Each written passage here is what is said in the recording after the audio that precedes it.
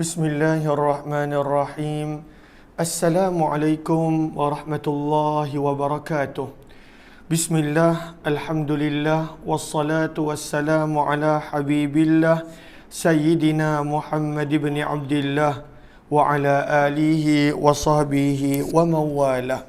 Subhanaka la ilma lana illa ma 'allamtana innaka antal alimul hakim wa la hawla wa la quwwah إلا بالله العلي العظيم. اللهم رب اشرح لنا صدورنا ويسر لنا أمورنا واحلل عقدة من ألسنتنا يفقه أقوالنا. اللهم فكهنا في الدين وعلمنا التأويل. اللهم ألهمنا مراشد أمورنا وأعذنا من شرور أنفسنا برحمتك يا رب العالمين والحمد لله رب العالمين. Alhamdulillah, alhamdulillah. Apa khabar sahabat-sahabat semua? Selamat petang.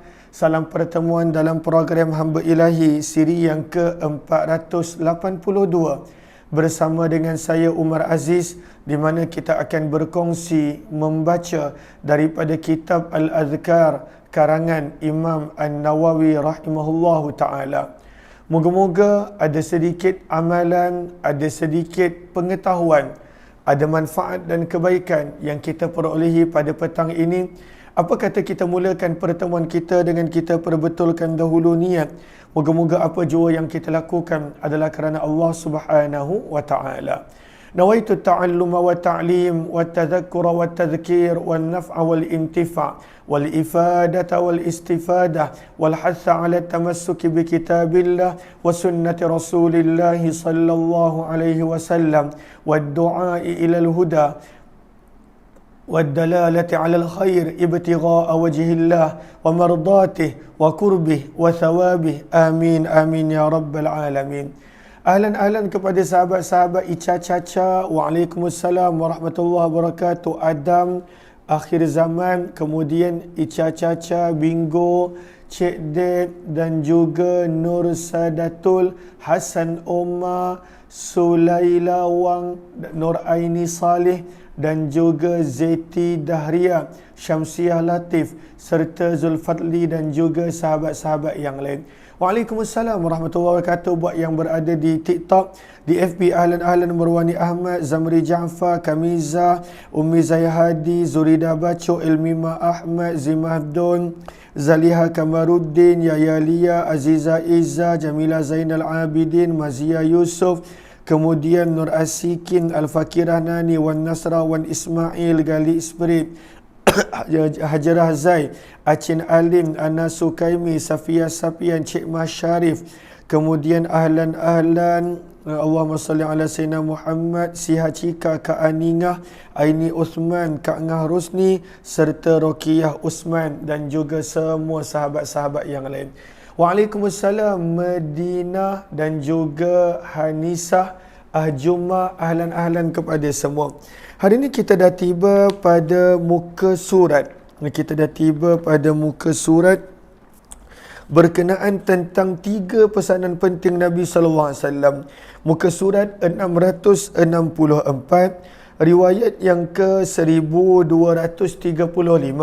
Riwayat yang ke-1235, hadis yang ke-23 daripada 30 hadis yang Imam Nawawi bawakan kepada kita untuk kita jadikan sandaran di dalam kehidupan kita. Maka hadis yang ke-23 ini adalah antara hadis yang isi kandungannya adalah jami', adalah pada waktu itu meliputi pelbagai perkara, dan dalam masa yang sama ini adalah hadis yang penting, di mana baginda Nabi sallallahu alaihi wasallam bersabda daripada an Abi Dzar wa Muaz radhiyallahu anhuma an Rasulillah sallallahu alaihi wasallam qala. Maka hadis yang ke-23 daripada Abu Dzar Al-Ghifari radhiyallahu anhu dan juga daripada Muaz bin Jabal radhiyallahu taala anhu, baginda Nabi sallallahu alaihi wasallam bersabda, ittaqillaha haitsuma kunta. Sabda Nabi SAW, bila kita sebut nama Nabi, minta sahabat-sahabat untuk memperbanyakkan selawat. Maka sabda Nabi SAW, bertakwalah kepada Allah haitsuma kunta, di mana pun kamu berada. Di mana pun kamu berada. Kata Ibnu Allan dalam kitab beliau Al-Futuhatur Rabbaniyah, maksud daripada haitsuma kunta, di mana pun kamu berada, iaitu ayyumakan kunta fih, dekat apa tempat pun kamu berada, situasi apa pun kamu berada, haitsu yarakan nas, sama ada bila manusia tengah tengok, maka pada waktu itu kena ada takwa. Wala yarawnaka, maka pada ketika tak ada orang nampak pun pada waktu itu kena jaga perbuatan, percakapan, kerana kamu ada takwa.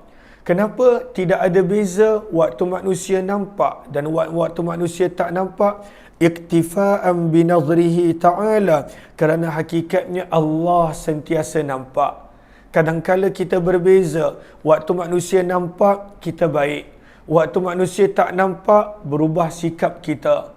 Maka sabda Nabi SAW, bertakwalah kamu haitsuma kunta, di mana pun kamu berada, sama ada waktu manusia nampak ataupun ketika mana manusia tak nampak, sebab hakikatnya Allah sentiasa nampak dan lihat akan kamu.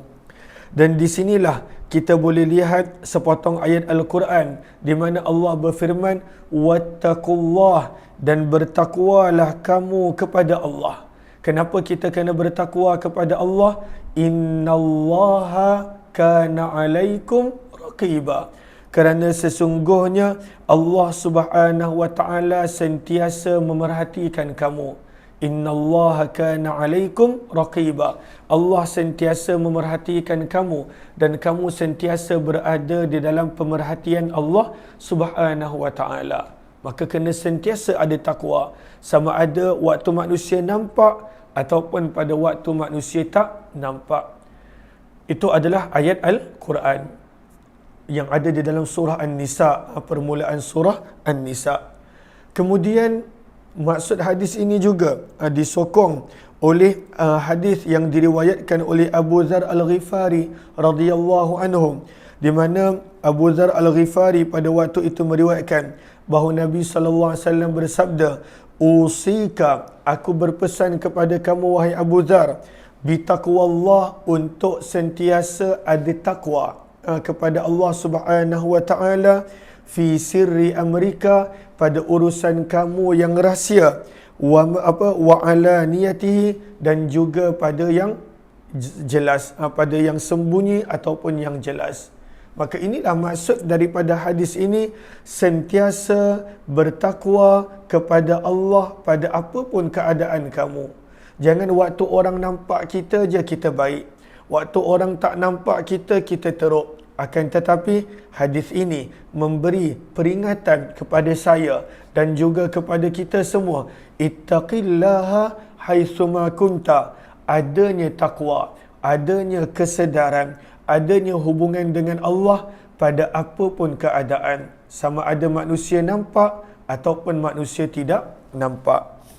Kemudian sabda baginda Nabi sallallahu alaihi wasallam, Allahumma salli ala sayyidina Muhammad wa ala alihi washabihi ajmain.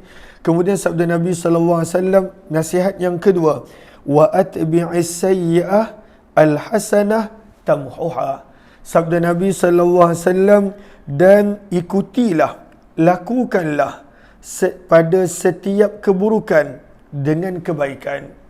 Setiap kali kita ada tergelincir melakukan perkara yang Allah tak suka, melakukan maksiat dan dosa, kita lakukan sesuatu yang salah waktu kita lalai dan alpa, setiap kali, wa atbi'is sayyi'ah, susuli, ikuti setiap dosa dengan amalan yang baik. Dan pada waktu itu amalan yang baik tersebut akan menjadi apa? Tamhuha, penghapus kepada amalan yang buruk. Amalan yang baik akan menjadi penghapus kepada amalan yang buruk. Maka ini pesanan Nabi SAW yang kedua. Ahlan-ahlan kepada sahabat-sahabat yang baru join, mohon jasa baik untuk bantu share, bantu untuk kongsi, bantu untuk sebar luas. Kalaulah rasa bermanfaat, mudah-mudahan lebih ramai yang beroleh manfaat insya-Allah. Maka sabda baginda Nabi SAW pesanan yang kedua, wa atbi'is sayyi'ah, dan susuli setiap amalan yang tak elok, al-hasanah, dengan buat amalan yang baik. Kenapa kena buat begitu? Tamhuha, supaya amalan yang baik boleh memadam, menghapus, menghilangkan amalan yang buruk. Dan sabdaan Nabi SAW ini bertepatan dengan ayat yang ada di dalam surah Hud, juz yang ke-12, di mana firman Allah Subhanahu wa taala, innal hasanat, sesungguhnya amalan-amalan yang baik, yudhibnas sayyiat, akan menghilangkan amalan yang buruk. Maka setiap kali kita tersilap, kita terlupa, kita terlalai leka, kita tergelincir melakukan maksiat dosa, setiap kali Nabi ajar kepada kita, selain bertaubat, buat amalan baik. Buat amalan baik. Kerana amalan baik tadi, yang hadis kita baca tadi, begitu juga ayat Al-Quran daripada surah Hud, innal hasanat, sesungguhnya amalan yang baik, yudhibnas sayyiat, akan menghilangkan amalan yang buruk. Maka Ibnu Allan rahimahullah dalam kitab beliau Al-Futuhatur Rabbaniyah, ketika mana mensyarahkan hadis ini, beliau bawakan sebab turunnya ayat sababun nuzul, innal hasanat yudhibnas sayyiat, maka beliau membawa nukilan daripada sepotong hadis riwayat Bukhari dan Muslim daripada Abdullah bin Mas'ud radhiyallahu taala anhu, bahawa ada seorang sahabat pada waktu itu telah mencium seorang wanita ajnabi, asaba min imra'atin qublah, bahawa ada seorang sahabat pada waktu itu telah mencium seorang wanita ajnabi dan dia menyesal. Maka pada waktu itu dia telah berjumpa dengan baginda Nabi sallallahu alaihi wasallam. Fadzakara dzalika lin-nabi, man diceritakan kepada Nabi sallallahu alaihi wasallam yang dia tersilap, dia tak adalah sampai kepada zina. Pada waktu itu dia cium wanita tersebut. Fasakatan Nabi, maka bila lelaki ini tanya pandangan Nabi, cerita kepada Nabi, maka dalam hadis riwayat Bukhari dan Muslim, Nabi SAW diam. Nabi SAW tidak memberi sebarang jawapan. Sebab pada waktu itu Nabi SAW tunggu wahyu. Tidak lama selepas daripada itu, turunlah ayat, innal hasanat, sesungguhnya amalan yang baik, yudhibnas sayyiat, boleh menghapus, memadam, menghilangkan amalan yang buruk. Maka Nabi SAW panggil lelaki ini, faqara'aha alaih, Nabi baca ayat daripada surah Hud kepada lelaki ini, dan kemudian Nabi SAW ditanya oleh lelaki ini bahawa adakah maksud amalan yang baik akan menghilangkan dosa dan amalan yang buruk, adakah khas untuk aku sahaja wahai Rasulullah? Maka sabda Nabi SAW, tidak, bahkan ianya adalah linnasi ammah, untuk manusia keseluruhan dia. Sebab itu dalam hadis ini Nabi SAW bersabda, wa atbi'is sayyi'ah, dan susulilah setiap kali kamu tergelincir melakukan maksiat dan dosa, nak susuli dengan apa? Al-hasanah, amalan yang baik. Kenapa kena buat begitu? Tamhuha, kerana amalan yang baik akan memadam, menghilangkan amalan yang buruk.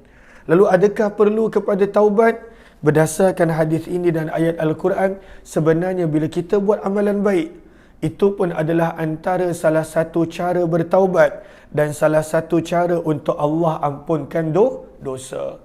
Cumanya kalau kita taubat pada waktu itu lebih baik, pada waktu itu kita taubat, kita susuli dengan amalan yang baik, maka itu adalah lebih baik.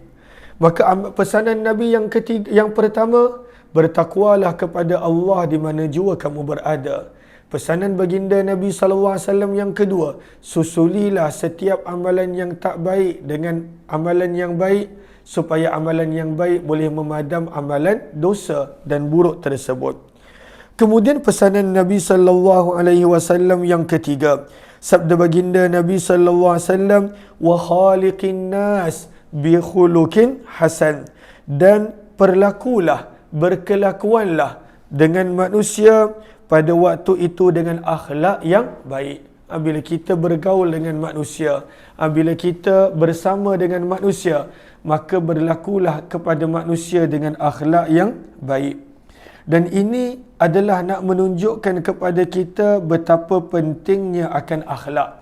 Dalam sepotong hadis Nabi SAW bersabda, tidak ada perkara yang lebih mendatangkan banyak pahala, lebih memberatkan neraca timbangan amalan. Ma min syai'in athqalu fil mizan. Tak ada yang lebih banyak mendatangkan pahala lebih daripada min husnil khuluq, daripada akhlak yang baik. Pentingnya akhlak yang baik. Walaupun pada waktu itu kita diperlakukan dengan tak elok. Dalam kuliah maghrib semalam saya ada kongsikan ayat daripada surah Fussilat, ayat yang ke-34 dan 35 daripada surah Fussilat, juz yang ke-24. Maka firman Allah Subhanahu wa taala, wala tastawil hasanah wal sayyi'ah, dan tidak pernah sama pengakhiran, natijah perbuatan yang buruk dan perbuatan yang baik. Tak pernah sama. Bila kita buat perbuatan yang buruk, ada natijah dia, ada pengakhiran dia, ada hukuman dia. Bila kita buat perbuatan yang baik, maka ada natijah dia. Maka firman Allah tidak pernah sama perbuatan yang baik dan buruk.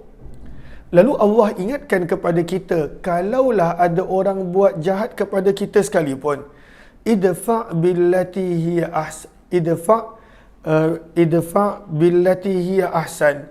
Firman Allah Subhanahu wa taala, bila ada orang buat benda tak baik kepada kita sekalipun, kalau mampu, balaslah dengan baik. Balaslah dengan perkara yang baik. Sehingga kan firman Allah, kalaulah kita balas kejahatan dengan kebaikan, walaupun tak segera, walaupun ambil masa, fa idzal ladzi bainaka wa bainahu adawah, maka keadaan permusuhan yang pada awalnya ada di antara orang tersebut dengan kamu, maka akan berubah menjadi persahabatan, ka'annahu waliyyun hamim, akan berubah menjadi sahabat yang baik. Akhlak boleh mencairkan musuh menjadi sahabat. Akhlak yang baik. Namun adakah mudah? Firman Allah tak mudah. Namun kalaulah seseorang itu ada sabar, wa ma yulaqaha, ayat yang ke-35, dan tidaklah mampu menerima pesanan ini illal ladzina sabaru, kecuali orang yang benar-benar sabar.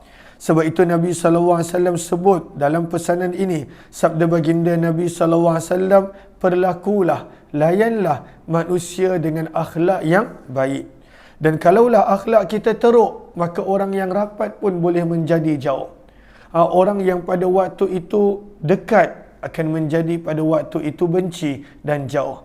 Maka inilah pentingnya akhlak dalam kehidupan seharian, dan Nabi SAW pun diutuskan untuk menunjukkan kepada manusia akhlak yang sempurna. Bu'istu liutammima makarimal akhlak, sabda Nabi SAW. Ahlan-ahlan kepada sahabat-sahabat yang baru join. Saya nampak ramai yang baru join. Kalaulah rasa bermanfaat, kalaulah rasa ada sesuatu daripada perkongsian hadis pada petang ini, mohon jasa baik untuk bantu share, bantu untuk kongsi, bantu untuk sebar luas.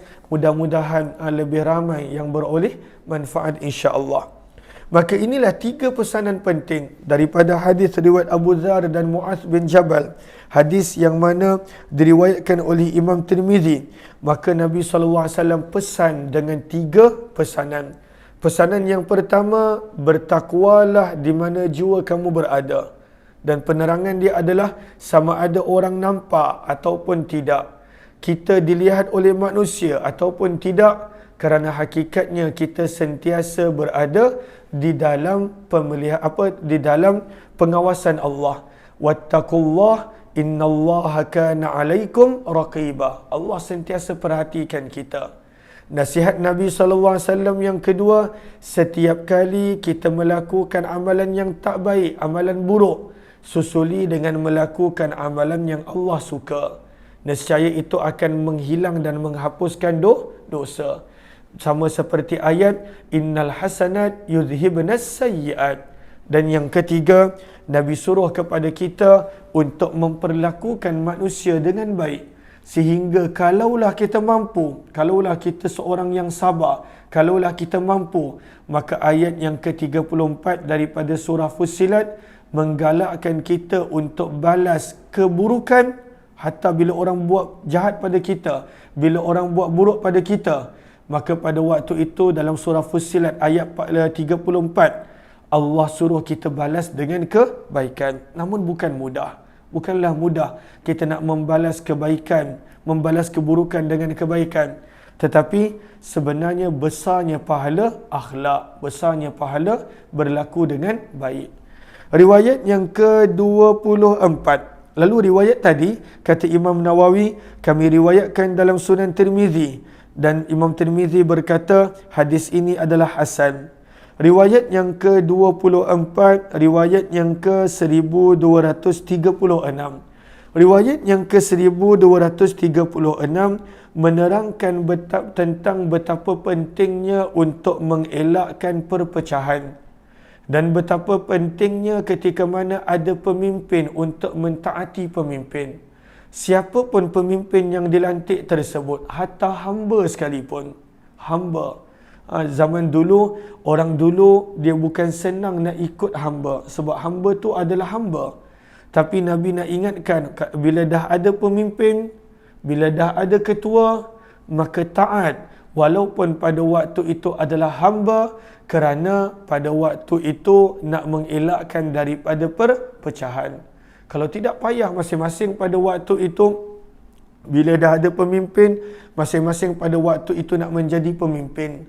Maka berpecah belahlah pada waktu itu perpaduan dan ukhuwah umat Islam.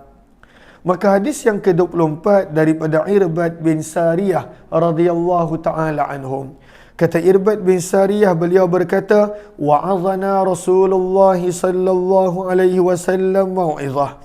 Nabi sallallahu alaihi wasallam pernah memberi nasihat kepada kami dengan nasihat yang pada waktu itu wajilat minhal qulub, hati-hati kami bila mendengar menjadi bergetar, menjadi takut. Dahsyat pada waktu itu pesanan Nabi, nasihat Nabi, sehingga kata Irbad bin Sariyah, pada waktu itu hati kami menjadi gemetar, hati kami menjadi takut. Penyampaian Nabi SAW, peringatan yang Nabi SAW berikan. Bukan sekadar hati yang terkesan, tanpa kami sedar, kata Irbad bin Sariyah, wa zarafat minhal uyun, dan pada waktu itu air mata kami bercucuran. Maka Nabi SAW beri nasihat yang pada waktu itu meninggalkan kesan, nasihat yang pada waktu itu begitu banyak begitu banyak nasihat dan kata-kata sehingga bercucuran air mata. Maka para sahabat bila Nabi SAW telah memberi nasihat, maka para sahabat pada waktu itu telah bertanya kepada Nabi SAW sebab panjang nasihat Nabi. Maka mereka pada waktu itu berkata, ya Rasulullah, wahai Rasulullah, ka'annaha mau'izatu muwaddi'. Maka seolah-olah nasihat yang engkau berikan tadi seolah-olah adalah nasihat perpisahan. Fa'ausina, maka wasiatkanlah kepada kami dengan sesuatu wasiat yang penting. Banyak yang kau berikan, tapi apakah pada waktu itu wasiat yang penting? Sebab kami rasa, kami perasan seolah-olah ini adalah nasihat perpisahan. Sebab pada waktu itu sampai bergetar hati dan jiwa, sampai menitis air daripada mata. Maka Irbad bin Sariyah dan beberapa sahabat yang lain kata, bagi wasiat kepada Nabi. Maka apakah wasiat yang Nabi SAW berikan? Wasiat pada waktu itu agar mentaati pemerintah bila ada pemerintah, supaya pada waktu itu dapat mengelak daripada berlakunya perpecahan. Sabda Nabi SAW, usikum, aku berpesan kepada kamu, bi taqwallah, akan takwa. Dan kita lihat pesanan takwa ada pada setiap kali khutbah, terutamanya khutbah Jumaat. Maka dalam khutbah Jumaat, khutbah yang pertama, khutbah yang kedua, khatib ingatkan tentang takwa. Dan sabda Nabi SAW selepas daripada takwa, was-sam'i wat-ta'ah, penting pada waktu itu mendengar dan taat. Penting pada waktu itu mendengar dan taat. Kenapa dia highlightkan mendengar? Sebab manusia benda yang paling dia suka adalah dia pada waktu itu nak orang lain dengar dia. Idea dia, pandangan dia. Lagi-lagi pada musim pilihan raya ni pun, masing-masing pada waktu tu Masya Allah, bila dia bercakap pada waktu yang sama, seolah-olah dialah ekonomis, pakar ekonomi. Bila dia bercakap pada waktu itu, seolah-olah dialah ilmuwan, Masya Allah. Bila dia bercakap, seolah-olah dialah hakim yang menentukan syurga neraka, Masya Allah. Bila dia bercakap pada waktu itu, seolah-olah dia yang betul. Orang yang pada waktu itu tidak menyokong apa yang disokong, semua salah. Al-Iyazubillah. Sebab kenapa Nabi tekankan takwa membawa kepada wasam'i, mendengar, wata'ah dan taat. Sebab itu benda yang susah. Benda yang susah. Masing-masing akan rasa dirinya betul. Pilihan dia betul. Apa yang difikir betul adalah betul. Apa yang dicakap semuanya betul. Dan pada waktu itu dia mudah nak menghukum orang. Sebab itu kadang-kala pada musim-musim yang seperti sekarang ini, pada waktu itu takut nak mendengar ulasan orang. Takut pada waktu itu nak mendengar kata-kata daripada orang. Yang mana yang ada adalah pada waktu itu dia menyanjung apa yang dia sokong dan mengumpat ghibat, memburukkan apa yang pada waktu itu dia tak sokong. Semua orang lain salah. Dia pada waktu itu yang betul. Tak salah pada waktu itu kita nak sokong siapa pun. Sebab kita pun pada waktu itu dah memang ada kepercayaan sendiri, ketetapan sendiri. Maka pada waktu itu tak salah pada waktu itu kita nak sokong siapa. Tapi elakkan daripada mengumpat, elakkan daripada pada waktu itu mengaibkan, elakkan daripada memburukkan, elakkan pada waktu itu menjatuhkan, elakkan daripada menghina, elakkan daripada macam-macam benda.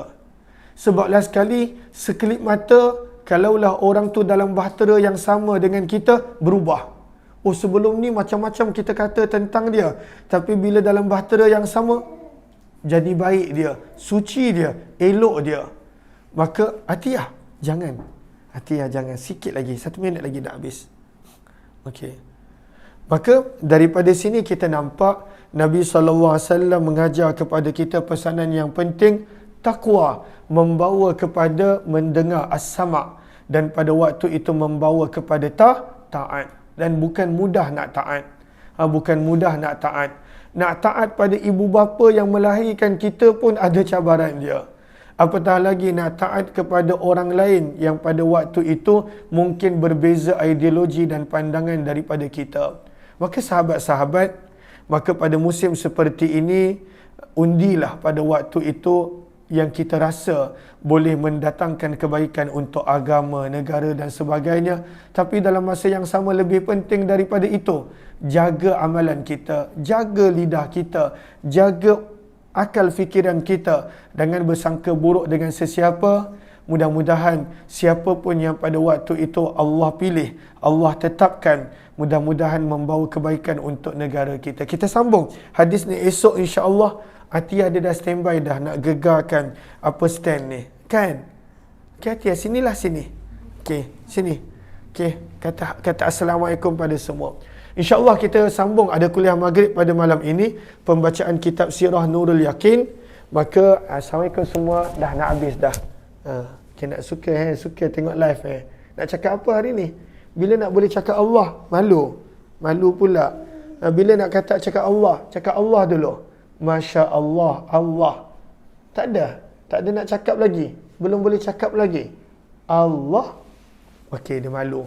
Okey, kita jumpa nanti kuliah maghrib nanti, pembacaan kitab Sirah Nurul Yakin, dan insya-Allah pembacaan kitab Sirah Umrah yang sempurna kita akan baca pada malam nanti insya-Allah jam 10 malam.